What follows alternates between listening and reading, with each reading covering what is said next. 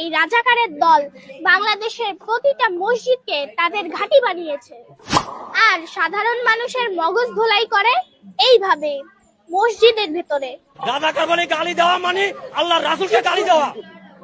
এখনই যদি এই মসজিদগুলোর ইমাম, মুয়াজ্জেম, খতিব এই বলৎকারী ধর্ষক ধর্মবিদ্বেষীদের হাত থেকে যদি রক্ষা না করেন, বাংলাদেশের প্রতিটা মসজিদকে তারা পতিতালয় বানিয়ে ছেড়ে। रुको जरा, सबर करो, बोला धक्का मुक्की नहीं करने का, आराम से लेने का। এই বাচ্চা তিনটা হলো যে কন্ডম দুর্ঘটনা হয়েছে। যদি কন্ডম দুর্ঘটনা নাই হইতো তাহলে এরকম ব্যবহার করতে পারতো না। এতদিন নানান দল নিয়ে কথা বলছে, কোনো কিছুই বলি নাই। এখন আবার ধর্ম নিয়ে নানান ধরনের ব্যবহার করতেছে, নানান ধরনের কথা বলতেছে। এতদিন দল নিয়ে কথা বলছিস, তাতে সমস্যা ছিল না, কিন্তু তোরা ধর্ম নিয়ে কথা বলছ কোন হিসাবে? কেন অমানুষের বাচ্চারা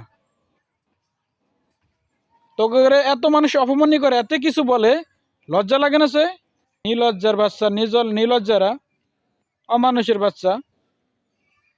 ধর্ম নিয়ে নানানবার নানান রকমের ভিডিও করতেছিস, নানান ধরনের কথা বলতেছিস, বাইরে হওয়ার এত নেশা তো গো। অমানুষের বাচ্চা। মানুষ খারাপ হওয়ার একটা লিমিট থাকে, তোরা হইছিস লিমিট সারা খারাপ।